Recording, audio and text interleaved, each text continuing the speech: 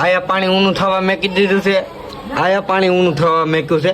તો એકમાં બનશે દાળ, એકમાં બનશે ભાત. તો બે વિડીયો છે ને તમને અલગ અલગ ચેનલમાં જોવા મળશે. દાળ ભાત બનાવવાના છે ને એટલા માટે આપણે લઈ લીધી છે તુવેરની દાળ. તો આને પાણીમાં આપણે ધોઈ આ કુકરમાં પાણી ઊનું કરવા મેક્યું ને એમાં આપણે મેકવાની છે આ દાળ. તો આપણે ગરમ પાણી લઈ લીધું છે. ગરમ પાણીમાં પહેલા આપણે દાળ ધોઈ નાખ્યું. ચાલો તો આપણે દાળ નાખવા મળ્યા છીએ. પહેલા તો દાળને આપણે બાફવાની છે.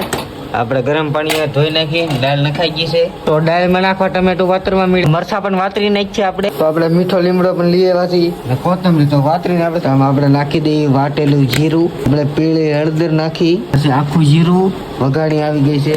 આ છે દાળનો મસાલો બધો, ઉકલ મરચું, પાંદડા, લવિંગ, બાજિયા ને એવો બધો મસાલો છે. દાળ બફાઈ ગઈ છે. હવે આપણે ખાલી આમાં છે ને બધો મસાલો ને એવું બધું તૈયાર કર્યું ને મસાલો ને એવું જ નાખવાનું. મસાલો છે ને બધો મસાલો આપણે તૈયાર કરી નાખ્યો તો આ પાણી ઊનું થાય છે ને આ દાળ બાફેલી છે ને બાફેલીમાં બધો મસાલો આપણે નાખવાનો. તો દાળની મારી પાસે ને આપણે પાણી નાખી દીધું છે. તો આપણે દાળમાં છે ને આદુ નાખવાનું છે. તો આદુ આપણે વાતરી નાખીએ. તો આ ટાઈપનું ઝીણું ઝીણું છે ને આદુ વાતરી નાખીએ. તો આપણે મસાલો તૈયાર કર્યો છે ને મસાલો હવે આપણે દાળમાં નાખી દઈએ.